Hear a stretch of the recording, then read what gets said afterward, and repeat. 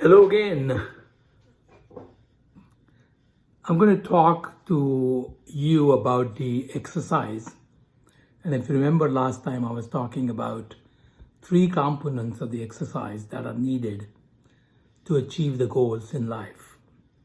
Component number one was flexibility. Component number two was cardio. Component number three was muscle toning and muscle fitness. The muscles have an important role to play in the training as well as in the weight loss and the well-being. Those people who have stronger muscles have better bones and reduces the incidence of osteoporosis. The muscle tone and the muscle mass also burns more calories. The fats do not burn the calorie. The muscles do. So if you take two people who weigh about the same, let's say 200 pounds, one guy has, say, fat of 30%, the other one has fat of 15%. If both people eat the same food and do the same exercise, the guy with 200-pound weight and a fat of 30% will gain weight or will definitely not lose weight. But the guy who is 200 pounds and 15% body fat will burn more calories and either lose weight. And that is why sometimes we say that, well, everybody can't be the same. Yes, everybody cannot be the same. And part of this depends on percentage body fat. So if you want to build the muscle, you got to do the muscle toning or muscle exercises. There are two types of exercises that we talk about. There are two types of muscle fibers.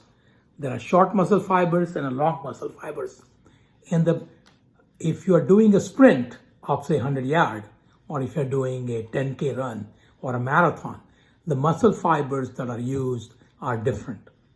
So the muscle fibers that are needed, which are slow to act, are for long distance running. Muscle fibers which are needed for sprint, 100-meter dash, they are shorter fibers. So essentially we have two kinds of muscle fiber. But ultimately, if we build the muscle mass, we'll burn more calories and lose the body fat.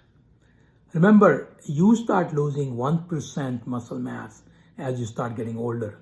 Some people believe like after age 30, you start losing 1% muscle mass. So I'm going to talk today briefly about high intensity intermittent exercise. And this is not absolutely new, but definitely relatively new. So the two types of exercises that we talk about, one is a low intensity exercise and the other one is a high intensity exercise. The low intensity exercise is good for elderly people who are or who may not be fit, or who have cardiovascular disease, diabetes, hypertension, arthritis, and may not be completely fit to do a high intensity exercise. There are definitely advantages to the low intensity exercise. Low intensity exercise is like walking on a treadmill for 20 minutes. So that definitely helps the heart rate, the cardiac functions, some extent fat loss and muscle loss, and the calorie loss or the weight loss. So those are important for low intensity exercises. And they are good, and everybody must incorporate that to do the cardio training.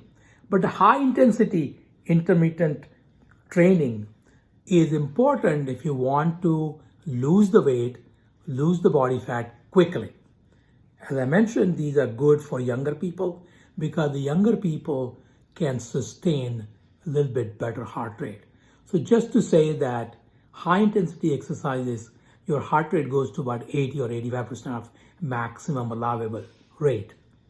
But you do high intensity exercise for a short time, followed by minimum exercise, followed by high intensity exercise, followed by minimum exercise. You continue to do that for 20 to 30 minutes, and you can do that about 3 times a week. The high intensity exercises achieves the heart rate of 80 to 85% of maximum. To calculate your maximum allowable heart rate, you do 220 minus your age. That is the maximum allowable heart rate, which is 100%. So 80% of that would be good for high intensity exercise. As you get older, as you can imagine, your heart rate achieved would be less. For low intensity exercise, which is like a treadmill or walking or bicycling, these are where your heart rate goes to somewhere between 65 to 70% maximum. So just to give you an understanding, you go up and down the stairs 3 or 4 or 5 times for about a minute, and then do this marching and a place, and then repeat the process, will be considered as high intensity training. You could do jump ropes. Again, if you have neck problem, hip problems, shoulder problems, avoid jumping, but you certainly can do it. Muscle training, where you actually use machines like dumbbells or the machines to train your biceps, triceps, shoulder, pectorals, mainly the leg muscle, the front of the thigh and the back of the thigh, quadriceps, and the calf muscles. These exercises done intensely, repeatedly, without significant rest or minimum rest in between, will help you to burn fat, calories better. It will also achieve a higher heart rate. So for example, if I'm doing bicep curls, I will do the bicep curls quickly. Roughly you need to do 8 to 15 repetitions and 3 to 5 sets. So if you do too easily and your muscles are not getting fatigued, then you need to increase the weight. If your muscles are getting fatigued with 3 or 4 repetitions only, then you need to reduce the weight. So for example, do the biceps or quadriceps or the leg muscle exercise quickly, about 8 to 15 repetitions. Take 15-second drop, do another exercise for a muscle, and you can literally rotate 8 machines. So you can go from biceps to quadriceps to deltoid to again the pectorals. These are all machines that are in most of the gyms or all the gyms. So if you look at the muscles that are there.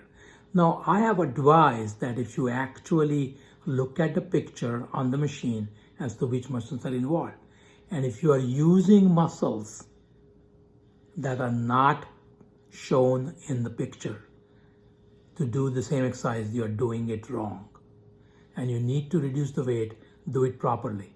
For example, I've seen some people doing the biceps curls, but they do, and that is wrong, because then you are straining and going to get muscle injury. There is an increased possibility of injuries to your joints and muscles with high intensity exercises, and you need to be very careful. So when you are starting exercises and you are older than 50 and you have some underlying medical issues, you need to have some supervision. Make sure that your heart, blood pressure, diabetes, arthritis are not way out of proportion. With any exercise, your heart rate is going to go up. With any exercise, your blood pressure is going to go up. But if you do high intensity exercises and your blood pressure goes way sky high and your heart rate goes way sky high, that is not good for your health, and you need to stop, take a medical advice, and not do it.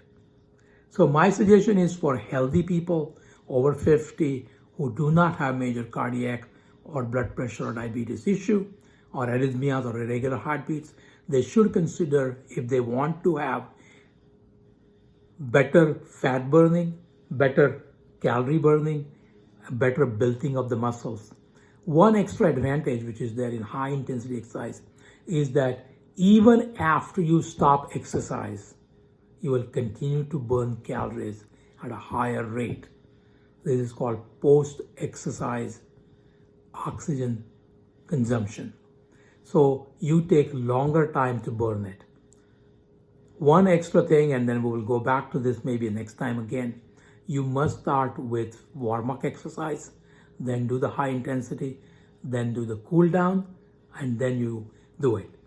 Combine cardio or slow treadmill or bicycling at least 3 to 4 times a week.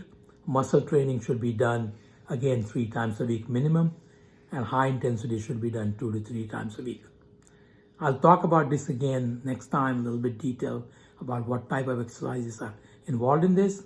I hope you like it, you will follow it, and if you like, please subscribe. Thank you.